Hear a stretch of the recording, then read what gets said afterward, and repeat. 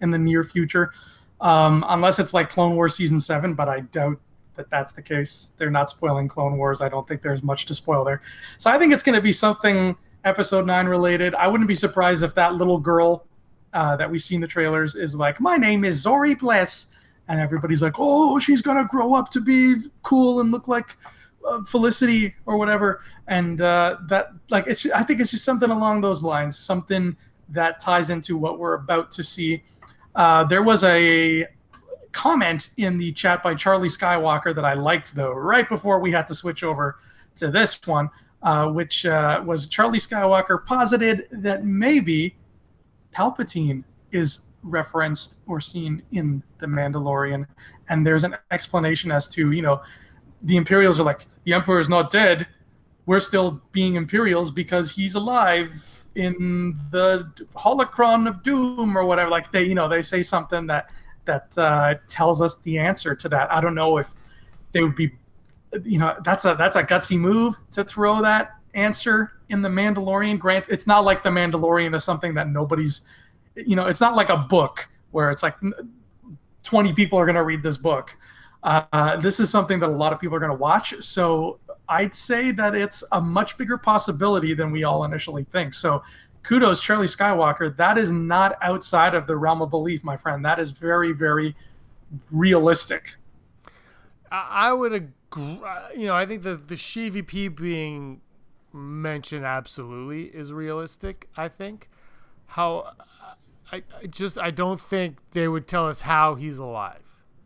Because right. Rise of Skywalker is still a month out. Unless, of course, at the same time, we know he's alive going into Rise of Skywalker. And if that's the case, then what fear is there in telling us how he survived if it's not mentioned in the movie? This is also a way for them to get away from telling us in the movie, just spending that much time in the movie telling us. I just don't think that's the case. I do like the idea of them mentioning that SheVP is alive for sure. And that is actually a huge... See, but it's not a Star Wars spoiler. It is and it isn't, because they wouldn't show this to critics because it would spoil it. So if it is, they tell you how he survived, like, oh, we believe Palpatine is alive and we believe XY, then that's kind of cool for sure. And I like that they would keep it that grand because we do see the remnants of the Empire and whatnot in this. So I'd be down for that. I personally, I think it's going to be more in line with the Mandalorian himself and the world that the Mandalorian encompasses, more so than the theatrical world, if that makes sense. So you think it's going to be a spoiler for itself? Like, oh, the Mandalorian's actually this guy, but we're not going to elaborate for 6 more episodes, something like that? No, I don't think it'll be like that. I think I think it has to do with Boba Fett. I think whatever we're getting has to do with Boba Fett, because they have to put the Boba Fett baby to bed is what they have to do. They have to say Boba Fett is dead, or they have to say definitively Boba Fett is alive, because the casual viewer will go in, and I think a lot of people are going to go in, not us obviously, but people will go and be like, oh yeah, that's Boba Fett. They might not know Boba Fett's name, but they're going to think that it's that same character as Boba Fett. So I think the minute you start off and you're like, oh, you dress in the same armor as that bounty hunter that's currently being digested by the Sarlacc, then people are like, oh, okay, it's a different person altogether. So I think, or they're like, what if Andrew Fantasia? What if this? I hope you're going to say exactly what I'm thinking right now. That won't be the case. What if Boba Fett is the MacGuffin of this series? Ooh, that's not what I was thinking. You're right. I told you it wasn't. As in, Werner Herzog is hiring Mando to take out Boba Fett? Well, let's say Boba Fett survives the Sarlacc pit. He crawls out like he did in Legends all those many book moons ago. Mm-hmm. Let's say that's the case, and somebody needs him dead or needs him for something. Who knows? Like, it could be an infinite amount of possibilities, and he's the MacGuffin of this. I don't know if that's what we find out right away, but what if that's the case? I like that even more than what I'm thinking, because that means that we might see Mandalorian fight Boba Fett, and that would just look very cool. I'm just picturing these two very action figure looking dudes just being like, stop, I got you. And it's looking really good in my brain right now. What I had in mind would probably piss off a lot of people, but I think it would be interesting because, all right, so we're 5 years after Jedi, right? What if the opening scene of this show, like the cold open before credits, before everything, is boom, we open up on the Dune Sea, and there's Boba Fett crawling out of the Sarlacc, and he's all mangled up, but he's still alive, and he's crawling through the sand and stuff. And then he just keeps going and going, and then we see he crawls up to a person's feet. There's a person standing in the sand, and we just see their feet, and we don't see their head or their torso or anything. And Boba Fett just kind of looks up at them, and the person says, and then we hear the voice, and it's the Mandalorian, and he says, "I'll take that," and then he shoots Boba Fett in the head, and then he cuts black 5 years later, and then the show begins. All right. I would watch that. Real Farm Boy is saying Boba Fett is dead. I agree. I hope. I kind of hope Boba Fett's dead. Let the past die. Kill it if you have to. I do a really good Kylo Ren impression, by the way. You do an amazing Kylo Ren. I do, right? Wait. Say that again. You do an amazing Kylo Ren. I do. I've been studying Adam Driver on girls for a long time. But I do. Werner Herzog is Boba Fett. Okay, Charlie Skywalker just ruined the show for all of us. He is. I want him to be dead, but at the same time, you have to acknowledge Boba Fett in this show. I don't think there's any way around it. Because of Mandalorian, because of the armor, because of... Look, we were told 4 or 5 years ago we are getting Episode 7, a spin-off movie called Rogue One, Episode 8, Solo, and a spin-off movie about Boba Fett directed by Josh Trank. That is still something that we were all promised. That obviously the Boba Fett one never happened. So now tell me why it's not happening. Is this more important than that Boba Fett? It is now, obviously.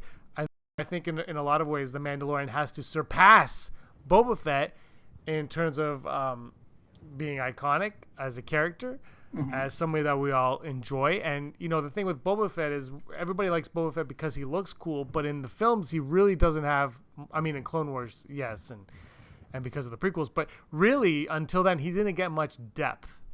There was no depth to that character so much. The reason people loved him wasn't because of who Boba Fett was. It was because of how cool he looked and his toy. And now you have an opportunity to give me a brand new character who looks just as cool, but give me a backstory on this person. Right. And from the trailers we've seen, the Mandalorian already has more lines than Boba Fett. Hey-oh, swish. But no, you're right. There's no way getting around it. There's no way of getting around Boba Fett. And even if there was, Favreau would not take that way. He would not go that route. He'd be like, you know what? Let's acknowledge this, even if it's just a line of dialogue. Because not only is he wearing the outfit, but remember, guys, he's a bounty hunter too.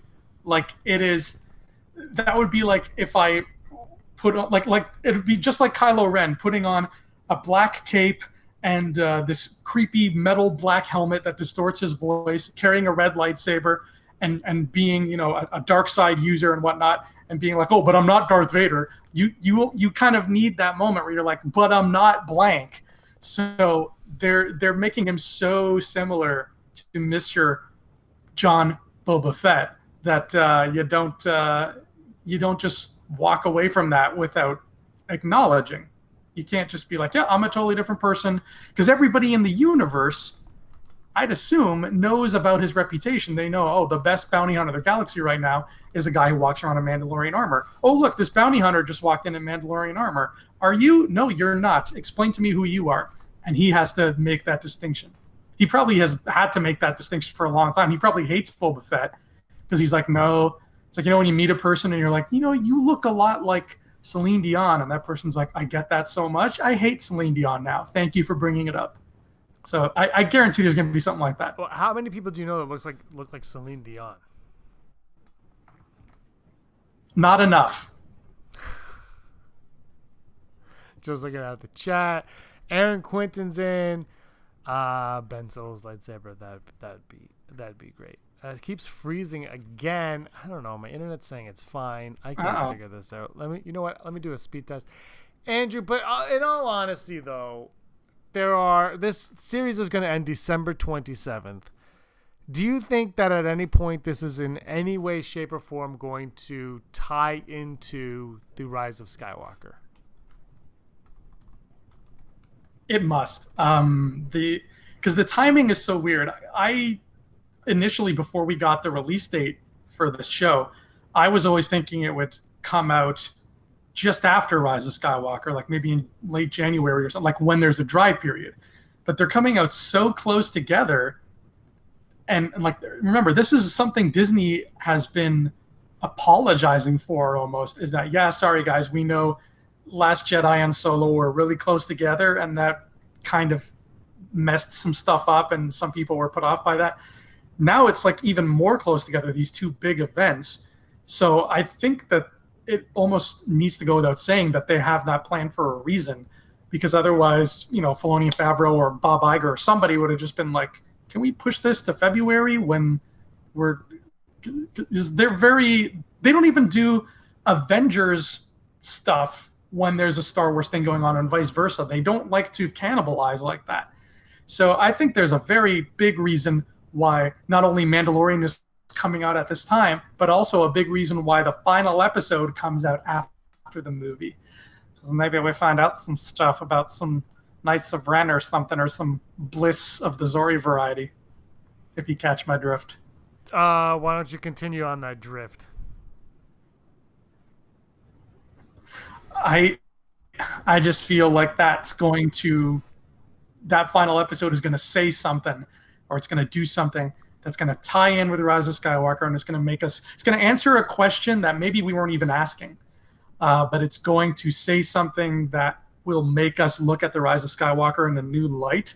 And how smart would that be on their part, on Lucasfilm's part, to tell the story like that? Because they know everybody is going opening weekend to watch. All the hardcores are going opening weekend to watch Rise of Skywalker. And yes, a lot of the hardcores go several times. Just ask Rob McDonald. He goes a lot to these movies. But Disney it's almost like they're trying to guarantee to get those repeat viewings, because guess what? 3 days or whatever after Rise of Skywalker, they're going to drop that finale of Mandalorian, where maybe it's going to do something or say something where you will now look at Rise of Skywalker in a whole new light and be like, oh my God, when Janna was talking to that guy Janna was talking to was this guy here who's like Carl Weathers' friend, or something probably stronger than that. And then it's going to make you want to go watch Rise of Skywalker again with that new information. Boom, you've got double ticket sales, which you were probably already going to get, but now it's like as locked in as it could possibly be.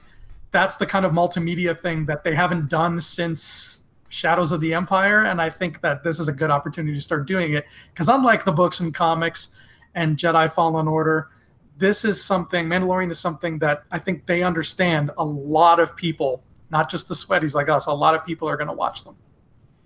Yeah, no, I completely agree. I just don't know how you get this to tie directly into something like Rise of Skywalker. I can see it tie, like they did mention that the First Order is going to be, we're going to see the beginnings of the First Order and whatnot. I'm kind of down with all of that. I just, Zori Bliss would be like 10 in this show. Like, how do you throw Zori Bliss in here? How do you really? I mean, we know so very little about it that we don't know what the plot of the series is. We know that there's a bounty, and he's got to find it. He's got his droid IG-11, whose voice we finally heard for the first time last night. Maybe we'll hear more during this sneak preview we're getting tonight on Monday Night Football. I don't know. I don't even know if I want to watch that sneak preview, to be honest. I'm going to watch the episode in 12 hours. Why do I? Yeah. I don't think I need to see it. Yeah, guys, smash the like button. That'll help us get better internet in the future. I don't know what's happening with the internet. I'm plugged in. I'm tethering off of my phone, which usually is flawless. I unplugged my phone. Let's see if that's flawless. It's not, but okay. Yeah, guys, let us know in the comments if it starts getting back to good quality. Yeah, good quality. We know it's bad quality. Let us know, because we really can't tell on our end at all. At least I can't. No, I can't either. I mean, it's looking bad. We're losing viewers. Like, James, you're blurrier than Mm. I'm blurry. Yeah, you're much blurrier than usual. So there's something going down here. Okay, Andrew. Damn snow. Andrew, open up. It's good for nothing. Here's what's gonna happen. I know it's a blizzard outside. Andrew, open up your Facebook. I'm gonna Facebook call you. Okay. All right. Here's what's gonna happen. Oh, Blanca's here, and she got my Empire magazines, which is kind of so we're in a feud. Oh, I'm really mad. Heidi, so if it does, be like, I'm looking at the kid. I must run, guys. I just wanted to drop in and say, hey, may the first week. Bye, girls with sabers. Thank you for showing up. I'm sorry, our internet's amazing. I know you're way better because you're all cheeseheads. But Solo wasn't marketed right. I would agree. Kayla, hi, Aaron. I'm just gonna say hi to everybody. Mr. Rez, Lauren. hello everybody. We're doing this. Andrew, you ready for this? I think so. My Facebook is not cooperating, but okay, now I'm ready. Of course it's not. Your internet doesn't cooperate. I don't know if you know that or not. Oh, No. See your name. Are you even on my Facebook? I think so. I haven't Facebook chatted in so long that I don't even remember Yeah, how apparently not. I can't find you. I'm gonna go search Andrew Fantasia. View you. How do I message you? Call you. Oh yeah, the last thing I sent you was how you. What?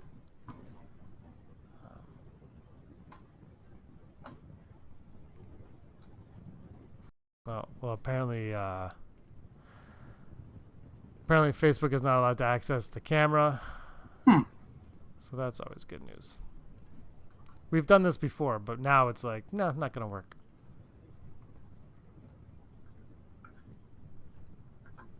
All right, so let's talk about a new character that we met for the first time, Ming-Na Wen. Everybody loves Ming-Na Wen. Everybody does. She is the reason why everybody loved Agents of S.H.I.E.L.D. Am I right? Is that correct? She's one of the reasons. I liked most of the cast, not the story, but most of the cast, and she's always great. I think she was Mulan, right? She's the voice of Mulan. She was the voice of Mulan. Yeah. So she was in, what was that show in the 90s? Single Guy? The New Guy? Something Guy. In the 90s, I literally just watched The Simpsons and Ally McBeal. That's it. I don't think she was on Ally McBeal. No. But maybe. Anyway, talk about her character a little bit.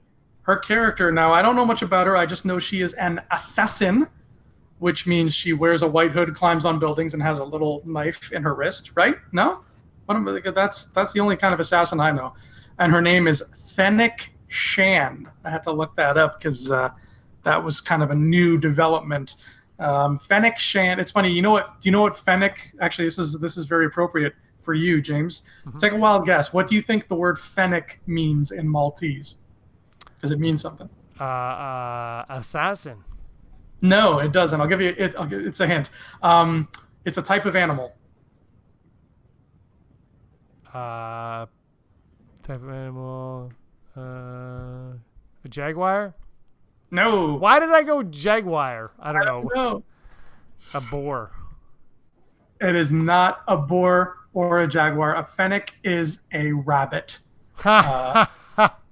So her name is Rabbit Shand in my mind, and that's all it'll ever be.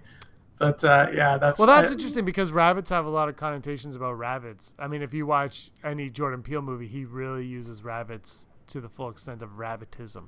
I don't know if you noticed that or not. Yeah, there's quite a bit of rabbit going on in us. Dare I say too many rabbits? He used rabbits are symbolic. Even in Get Out, he uses rabbits. He has that song "Run Rabbit Run." So there could be a lot to be said about that. I'm really excited for this character, though. So now I hope that there's a scene where Fennec Shand is she goes after like Giancarlo Esposito's character, the Imperial, and she does something to make him upset. And he goes, "Oh, I'll get you, you wascally wabbit," and he chases after her. This is why it'll kill Star Wars, but it'll enlighten my heart. Yeah, that's all we really know about her so far. She's this cool assassin who is I don't know if she's friend or foe to the Mandalorian. I think friend, just judging from what I have seen. But who knows? And I mean it's the gray part of Star Wars. It's the fringe. So friend and foe is kind of a loose few terms. And also there was something, speaking of Boba Fett and the fringe and bounty hunters and whatnot, there's something I wanted to bring up that you sent me, James. I think just a couple days ago, you sent me some concept art from the Star Wars 1313 video game. Yes. I think that was used. It was on Twitter or something like that. You tweeted me in it. I still don't know how Twitter works. I'm old. But this concept art was really cool because I had never seen at least this articulately done. I've never seen the underbelly of Coruscant in this way. I get that we see it a little bit in Clone Wars and a little bit in Episode 2, but I can't stress enough. And guys, it's hard for me to describe it and do it justice. So go on Twitter and look at what James has tweeted and look at these pictures, because it's like the way they drew it. I have never seen the underbelly look like this, and now it all clicks in my head, and now I want to see the underbelly more than I ever have before, because it's like there is no sky. There is like a layer of concrete above them, because it's like the layer of the planet. But there's every once in a while there'll be like a big hole, and sometimes sunlight can come through that hole. But it's literally like they're living in a basement city, like being in a basement where you clearly have the main floor above you and there's like support pillars and everything. But that's the best way I can describe it, a basement city. And every few kilometers there's sunlight dappling in, but that's it. Terrifying, absolutely terrifying. And I was reading in a reference book today in one of the visual dictionaries, it reminded me of just how vast Coruscant is, where there's something I think like 5,300 levels to Coruscant, starting at the core of the planet, which is 0, going up to the surface. And everything we've seen, like where the Senate is and Palpatine, that's all the 5,300th level, that's the surface. 1313 is very, very deep underground, but that's still 1,000 levels below the worst level, below there's still a level 1 all the way down there. And apparently, according to the Star Wars Visual Dictionary, level 1 is so dangerous and dark, it is virtually inhospitable to human life and probably alien life. How friggin' scary is that, James? It is scary, but I gotta cut you. We gotta remember that thought, because we got a super chat. Okay. From Heidi Fetter. Heidi, right? Ooh, super chat. And I love this. Hi, super Heidi chat. Fetter. Yes, I see it here. What if? Huh? Oh, that's a good thing. I like that, Heidi. Yes, read it. Sorry, I'm just reading her super chat and getting excited. Well, I'm gonna read it to you. Stop stealing my thunder. Oh, where's Rob? Okay. Okay, what? Heidi writes, I don't what know. if the series Find him. finale Somebody find him. will have the Mandalorian finding Anakin's lightsaber? Heidi, that is really, really cool. I hope, because these people, the Mandalorian, Cara Dune, these bounty hunters, whatever, these fringe people, they are the kind of people who would go to visit Maz Kanata's castle. Like that's their haunt. That's the kind of place that they would go. So I hope you're absolutely right. I hope he finds it. And we don't see him finding it yet, but he hands it to Maz Kanata, and she's like, where did you get this? And he says, that's a story for another day.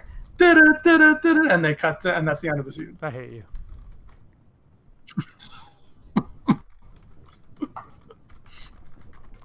I hate you so much. But the thing is, I actually do think that this could be very plausible. The MacGuffin, we spoke about how the MacGuffin could be Boba Fett. It's probably not, but it could very well be Luke Skywalker's or Anakin Skywalker's lightsaber. Luke's lightsaber, Anakin's, Rey's, whoever's you want to call it, whatever. That is what the MacGuffin could be. It could be, I need you to find this, or I found this, I need you to do something with it, or I found this, the X person took it, blah, blah, blah, blah, blah. And then at the end of the series, the Mandalorian we know is going to have a heart of gold, so all of a sudden they're going to have to come up with a thing to do with it. And he's like, okay, I'm going to sell it to Maz Kanata because she understands and respects the Force. She respects what this artifact is. I could totally get behind it. Then, when you're like a story for another day, I don't feel as cheapened by that. I mean, still, this is obviously not what they were implying when they first did that. But I don't feel as cheaped out by that line anymore. I feel like, okay, well, this is a cool lead-up. I'm totally down with it. And then it's not explained in a novel, which I think is a cop-out. Same with a comic book. You put anything like that in a comic or a novel, and frankly, I find that to be a massive cop-out. But you put that in a show, and it just, because it will reach a way larger audience. I mean, everybody I speak to wants to get Disney Plus. Whether or not they're going to get it right away is a different story, but everybody wants Disney Plus. So you're inevitably going to watch The Mandalorian. You know, the thing with Netflix is, I was talking about this earlier today with somebody. It's like, you know, Netflix releases the most terrible movie you can think of, and everybody watches it. Mm-hmm. But if Blockbuster would have put that movie on the shelves 20 years ago, we wouldn't even have thought of renting that movie. We would have walked by and been like, ugh, that's a straight to video VHS movie. I'm not buying that. And they would move on. And Disney Plus is going to be the exact same. There's going to be movies on there, Noel, that people would be like, I'm not going to spend money to see that in the theater, but it's right in front of me. I'm going to watch it 3 or 4 dozen times because it's right there. I don't have to. I mean, you're paying for it, but you're not paying specifically for that. It's a part of it. So you're just going to watch it, and that's how it works. So more people are going to watch Disney Plus than read the novels. Plus, because it is live action, and it feels like it's in the same universe, you could completely buy that Anakin's lightsaber is a part of The Mandalorian. I am totally down with that. I hope, though, if that ends up being the case, I hope we witness somebody coming across this saber, and it is a very quiet, a very emotional, and a very, very real moment in time where they take the time to show us somebody picking up this artifact and possibly not understanding the power that they're holding in their hands, but they know that is something greater than just finding some Imperial credits on the beach. Right. Yeah. And that, now thinking of the lightsaber leads me to wander down this road. Tell me, James, and everybody else, play along.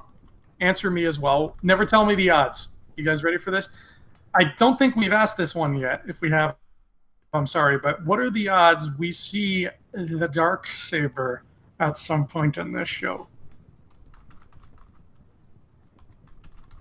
I think season 1, maybe not. Maybe in a flashback. Somebody's holding it in a flashback, if we get that. I would say eventually, as this series progresses, we will get it. For sure. I think there's no way to not have I can't it. wait to see the live action. I think, yeah. I think Bo-Katan is going to show up at some point, and I think she's going to have it. And because I think they're going to go to Mandalore. Okay, yeah, well, she's the last one now. I think they're going to Mandalore. Yeah. And I think she's going to be holding it on I still Mandalore. think that Mandalore is season 2. Yeah, like I said, I don't know necessarily season 1. I think if anything, flashbacks. Because I think this show will give us a greater understanding of Mandalore as a whole. And your Good Will Hunting, which, by the way, all Patreon subscribers, midnight tonight, Good Will Hunting. Andrew's going to take you through the story of Mandalore thus far. But I think your story of Mandalore is going to... You're going to have to expand on that greatly after this series goes on. And I think the Darksaber is a massive part of Mandalore. And if we're going to see anything in flashback in this season, I think there's a very good chance we're going to see it. But I think going forward, season 2, 3, whatever, without a doubt, we will see the Darksaber. Whether or not we will see the Darksaber in any kind of action is a different story. But I think we will see it for sure. Right. I mean, well, just like to be able to see the Darksaber in live action, not a cartoon. I can't wait to see what that looks like because it is a very unique looking weapon, and it'll be just kind of neat to see how it translates. And I think that's another reason why we're all, chomping at the bit to see people like Ahsoka and Thrawn in live action, because it's just interesting to see how they translate that, because now it's a different situation from like, oh, let's animate Lando and put him in Rebels. Now the animated version came first, so you have to find a way to make it work on a camera, and I would love to see how that transition looks. And I think if nobody's better suited to do that right now than Dave Filoni. So get him in there, get him to sprinkle his animated world here and there amongst this show. Give us some Darksaber goodness, though. That would be wonderful. Okay, but here's an idea. What if Heidi's right, and what if Anakin's lightsaber is the MacGuffin, and somebody does come up with Anakin's lightsaber, and then the Anakin's lightsaber is wielded by somebody, and they have to go toe-to-toe with Bo-Katan and the Darksaber? I would be a happy person. I'd be a very happy person. But I think that Heidi, I think you're right. I think making that the MacGuffin is really, really cool. I don't know what the galaxy's view on the Jedi are. Like, I don't know what it looks like after Return, after 6. During the Empire's reign, everybody was like, oh, the Jedi they were a myth, right? They were these old spooky monks who had like swords and stuff. So after the Rebel Alliance wins, do they tell the galaxy, yeah, the Jedi are cool and they're still around and we're going to bring them back? Because if they're still a myth, then the idea of getting your hands on a relic of theirs, on a lightsaber, is infinitely more lucrative than if they are a known commodity throughout the galaxy. So for Werner Herzog to call somebody and say, I heard a rumor that there's a quote-unquote Jedi weapon floating through the ventilation in Cloud City, or something, like that's the last place we saw it. If you get that for me, I will make you a very rich Mandalorian. And Pedro Pascal's like, okay. And he's probably not going to be that jolly, but a man can dream. And then he goes and tries to find this thing, and doing so, like I would say, if I was writing this, I would make it so that certain parties don't believe it exists, because certain parties don't really believe in the Jedi, or just that they are what people say they are. So it becomes this crisis of faith, where maybe like the Mandalorian is kind of like, for lack of a better term, an atheist, and he couldn't care less about the Jedi, but finding that they're still real and they're still out there somewhere is like, it would be like Indiana Jones finding the Holy Grail, because he wasn't a faith guy. He's going after the Grail, like he's going after his dad, and then finding the Grail gives him this revelation of like, oh man, I should open myself up more to new thoughts and start a relationship with my father again. It became a journey of faith for him, not necessarily religious faith, but faith brought on by this Holy of Holies kind of artifact. So if it's the same kind of thing, Heidi, sign me up, because that is beautiful storytelling. In the chat, which, by the way, the lag is insane.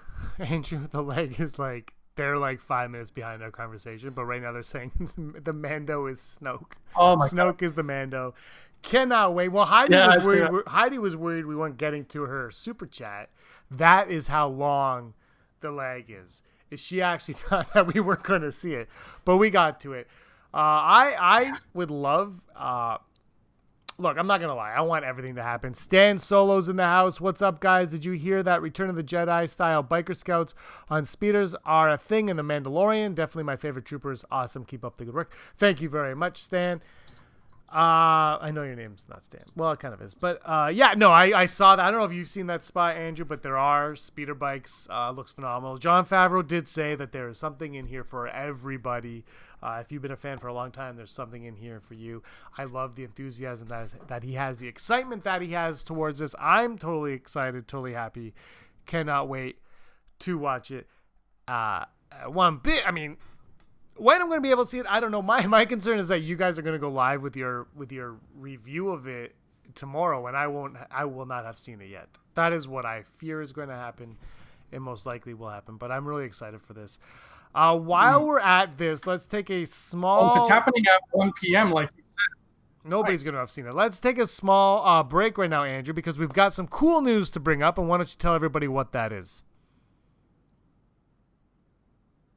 Ooh, I think I know what this cool news is. This cool news involves the first of our slew of Patreon contests. Because if you're a Patreon supporter, for the Rebel Scums. We got contests for you. We got rewards. We like to reward people for helping us out. So we have a contest. I believe the winner will be decided at the end of December, around the time Rise of Skywalker comes out. And this contest is very exciting, at least for me, because I'm a book nerd. We are going to pick a lucky winner, probably out of a hat like we usually do. If not, we'll come up with another fun, kooky method. But the winner will receive a copy from us of the art of the Rise of Skywalker.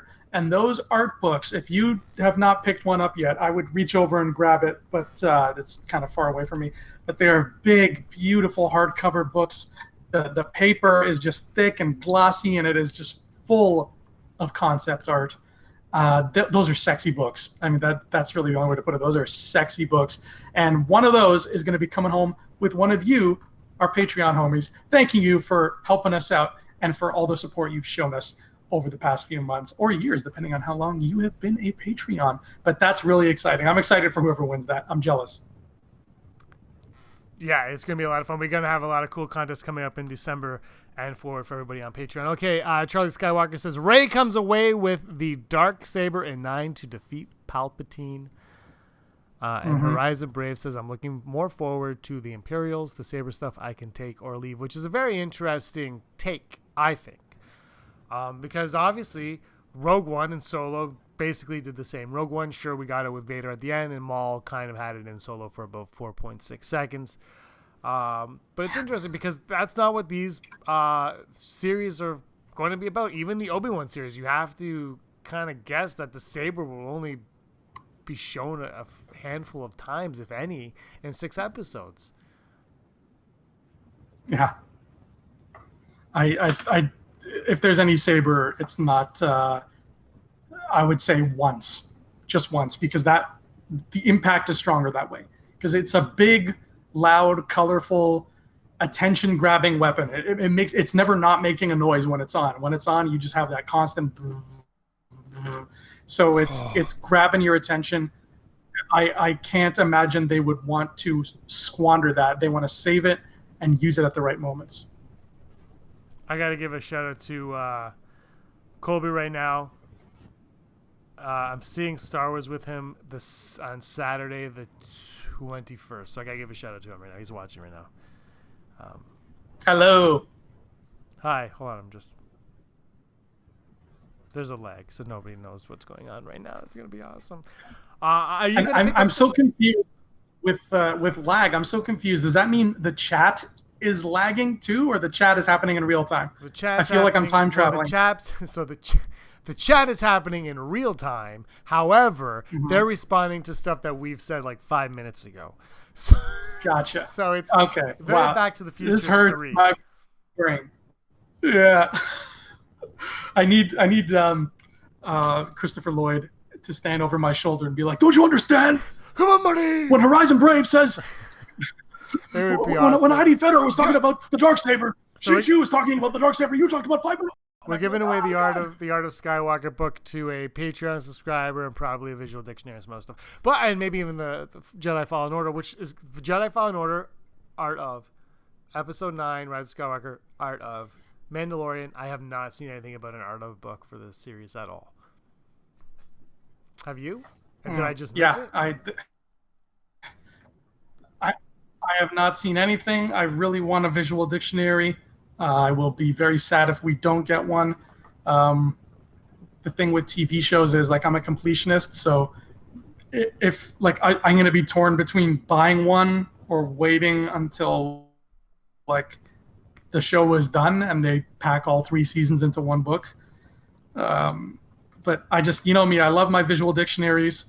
I want them to be big and juicy and colorful. And what excites me about the Rise of Skywalker one is that it is considerably longer than the others. The Force Awakens and Last Jedi ones have been kind of on the shorter, thinner side. They've been 80 pages each, just 80. That's not a whole lot in the grand scheme of things. The Rise of Skywalker one is going to be 200 pages. So there's like that makes me happy to hear that. I love the that's what the heck, that solo book that I got, the behind the scenes. It's not an art of, but the behind the scenes solo book was fantastic. I thought. And I have the Last Jedi art of book, and it is gorgeous. But I just, the Mandalorian just looks so beautiful, and there's so much art design in there that I want to see more of.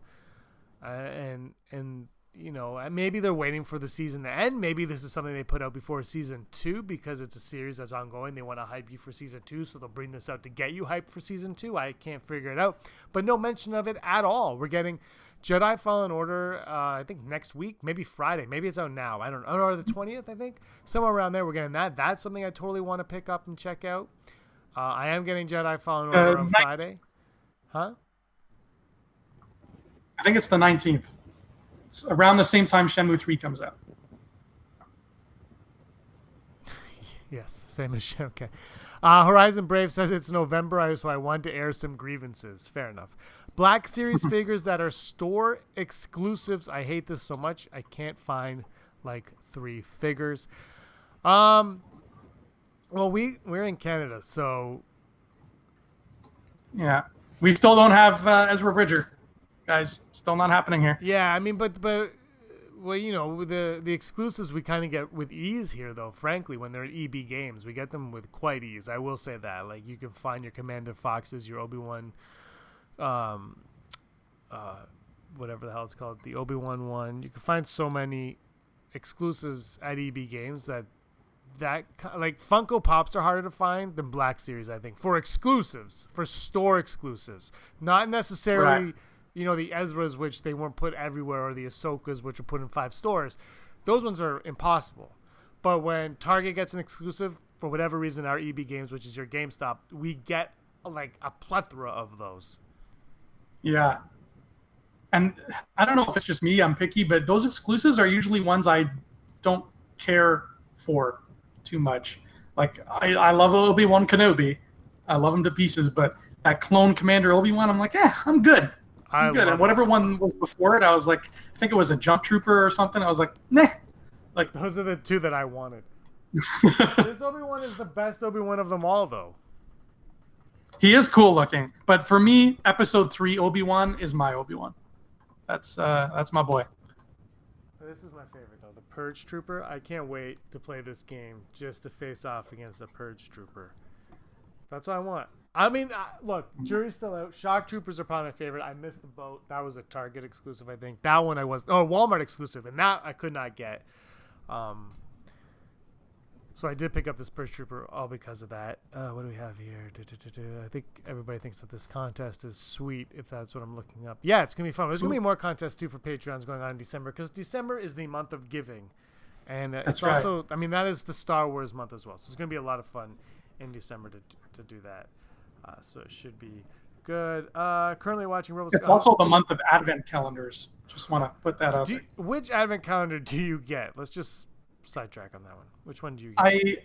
I used to get like whatever I was into at the time. Like in high school, I remember I got one that was a Simpsons one, and that one was cool because it went up to New Year's Eve. It didn't stop at Christmas. Those ones are cool, but the chocolate in them is not the best. No.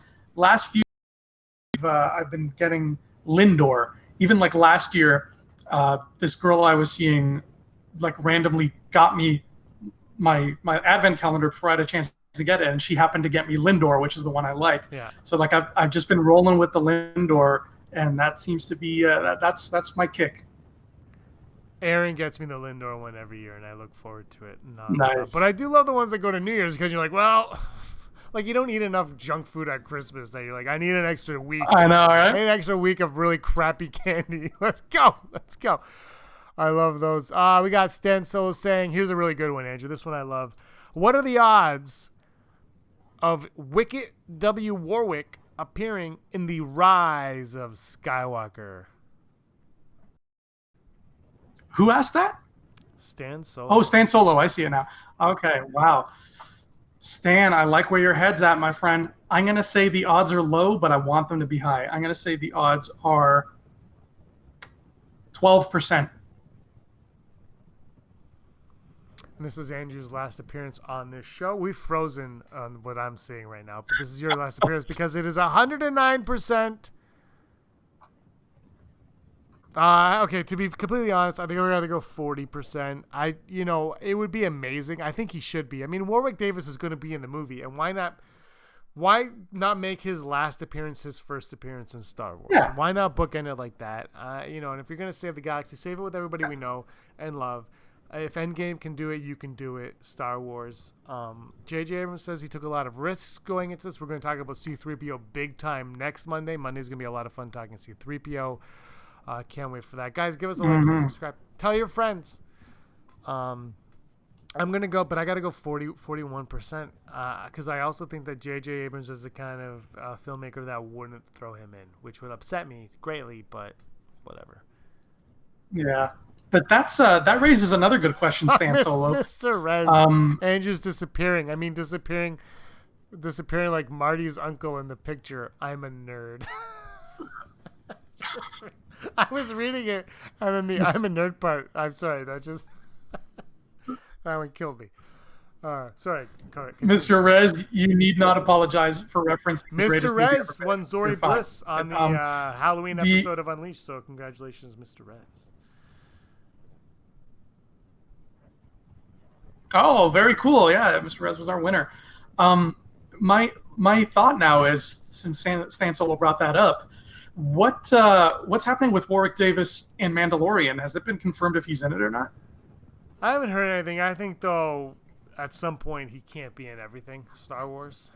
And it wouldn't shock me if he wasn't in Mandalorian, if he was just in one episode of Mandalorian. Kind of like, he kind of is becoming the Stan Lee of Star Wars in a way, right? Like, you're like, oh, Warwick Davis is in this. Right. Maybe even a little less, so like they hide him a little bit more.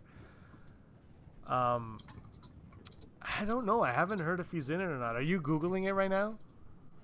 No, I'm not. I just noticed a cool thing in the chat, and I had to bring it up. Okay, let's see. He could play like Weasel in it. Why not?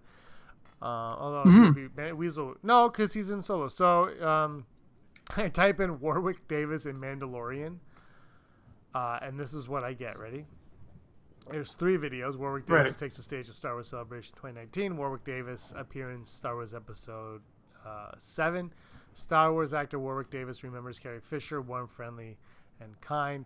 And then people also ask, what size shoe does Warwick Davis wear? I don't care. Oh. And how much is Warwick Davis worth? That, you know what? I don't like creeping on people's bank statements, so I'm not even going to look at that. But there's nothing about him in The Mandalorian. His name is Warwick Ashley Davis, born February 3rd, 1970 in England. He is in Aaron's favorite movie, Willow. It doesn't say when Mandalorian. The first live act. Wait, here we go. All right. If this opens up, because my internet is how you guys see what's going on with the internet. Oh, it's a Facebook. Oh God, here we go. Oh, it's Star Wars. This is the Star Wars official thing, so that's good. And it's someone's comment. So I don't think it's actually been announced whether or not Warwick Davis is in it. If anybody knows, let us know. Andrew, you're dead to me. What is happening? Yeah, because I haven't heard jack about that. What? It's so I'm really trying to keep up with the chat, but I just can't. It's really hard. I'm trying to think in 4 dimensions. The chat is so far behind where we are. It's literally giving me a headache. Yeah, it's way behind. It's difficult. I'm sorry, guys. It's got to be something on my end. I've got to figure out the connection between the OBS and the Skype. There's something being lost in translation right there. Because you and I are, you don't look very good, and I probably don't look very good on your end, but we can hear each other okay. So something's going on. We'll figure this out for the future. It was working until a couple weeks ago. So, Andrew, you're dead to me. What is happening? This is hilarious. I love it. Yeah, everybody hit the like button, please. That means a lot. Yes, Lint, the Lint one, not the Lindor one. Andrew doesn't know what he's talking about. Actually, yes. You don't live too far from their factory on Kennedy, Andrew. Have you ever been there? No, I didn't know they had a factory here. I thought they were all in like Switzerland or something. No, we got a Patreon. We got a super chat from hold on. We're on a link. Jeff Wilson. Jeff doesn't know he put that in yet. You haven't been to the Lint factory on Kennedy? It's right by your Mandarin, dude. I did. I've never seen it. I've never seen it. Okay, the Mandarin. But Jeff Wilson just sent us a super chat. Okay, well, we'll go to his super chat. Super chat. Thank you so much, Jeff Wilson. Super chat. What are the odds that Disney acquires the Droids and Ewok shows at the same point and puts them on Disney Plus? I am tired of dealing with bootlegs. LOL. Jeff, I don't know if you saw episode 140 where Brock got a copy on DVD of Droids from his friend at work. I'm very, very jealous and pissed off about that because I love that. I completely agree. I want Droids and Ewoks on Disney Plus. I would buy both of those series on iTunes if possible. I don't think it's very high though. I think I'm going to go low. I'm going to go 27%. Andrew, what about you? I think it's actually high. I think that they are. Really? I think they'd be stupid not to do it. Yeah. So I think it's going to happen. I don't know when. Maybe not soon. I'm going to say within the next 2 years, 80%. Josh Nerd says 99.9% has to be Warwick in it, but he's never 100% anything. Good call. Never be 100%. Droids, yeah, I like the way you're thinking on this one. I just can't. I just, I think it's like off their radar is the problem. I think if whoever I can't remember who owns them, but whoever owns them approaches Disney and be like, "You guys want to buy these for $17 million?" They might be like, "Yep," and throw 17. But like that, I could see, but I don't. I mean, look, I did a Patreon exclusive Saturday morning review on the first 4 episodes of Droids, and I got another one coming where I'm going to do the next 4 episodes of Droids, and I completely love that cartoon series. It's not great, but when I looked at it, I'm like, the basis of it is phenomenal. And you start to realize that everybody complains there are too many desert planets, but then you watch Droids, you're like, well, every planet is a desert planet. But you have Boba Fett in it, IG-88's in it. You've got the alien that Dexter Jettster is in it. The pods of the Senate. Did that show come out after all the trilogy, or did it come out like in between? It came out right after the OT. Okay. So it's like right up there, around the same time as Ewoks then. It came out this year before Ewoks or the same year as Ewoks? Yeah, they're right. No, they were the Power Hour. They're both of them combined, I think. Same year. Power Hour. So it's... Do you know about the toys with the coins? Yeah, I never had the toys from the series, and I've looked at them, and they're not... You can't afford them. Yeah, they're crazy. But I really like the Ewok... the Dulocks, those green ones, I love the look of those toys. They're so cool. Yeah, well, I saw Ewoks on Ice Capades, right? Yes, I do, and I'm still jealous. I'm taking that with me for the day I die. That's like my claim to fame. Watching it, I'm trying to find my. Your gravestone is going to say, James Razile, I saw Ewoks on Ice Capades, right? That's what it's gonna say. There's pictures of it somewhere. I tried to find my Droids and Ewok shirts, but I think they're in a different room. I would be all for it, and I honestly would binge the crap out of both of those series. The Ewoks cartoon is a little bit more near and dear to me. That age group that I was, the Ewoks were the thing. But I did watch Droids a lot, and it's Anthony Daniels, and it's really good. And of course, you get to see Kylo Ren.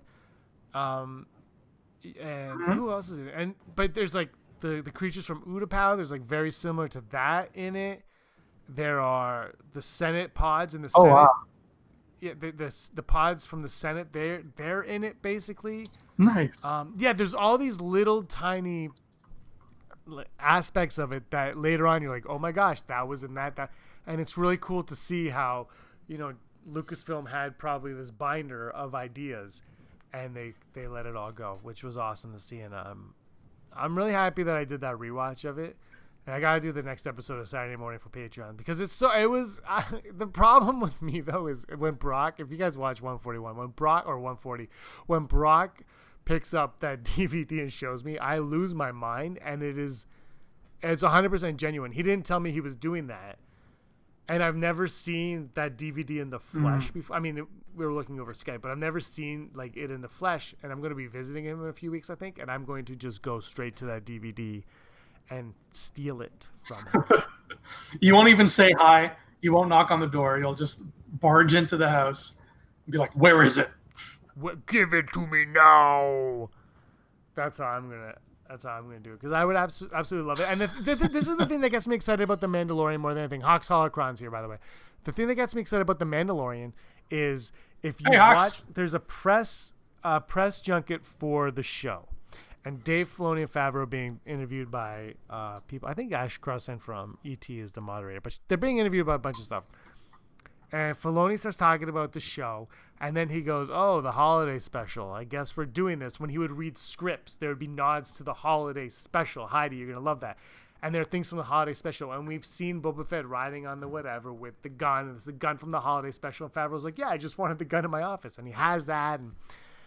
And the thing that gets me excited about the Ewoks and Droids cartoon is if they're picking from that, then they're picking from those. And what I just said about how you see all these aspects of that cartoon later on in the prequel trilogy, and Kylo Ren, the namesake in the sequel trilogy, you're like, that is the heart and soul of Star Wars, is borrowing from itself and just taking from this encyclopedia. And Jon Favreau has dipped his whole head in there and bobbed for as many Star Wars apples as he can and pulled them out. And maybe something from, maybe a character name from there is brought in. My hope is that B. Arthur's character from the Mandalorian, from the holiday special, gets at least a name drop. But those are my thoughts on it. Andrew, what about you?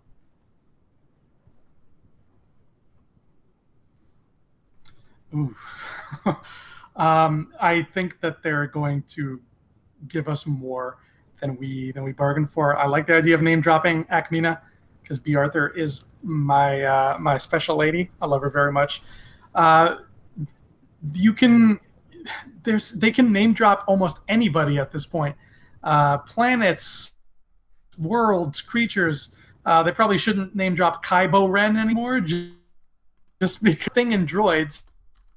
I think it's like a planet, or that's something that they could totally name drop in the Mandalorian, and it would not stick out. It would feel like it fits. So I think we're going to see tons of stuff like that start pouring in.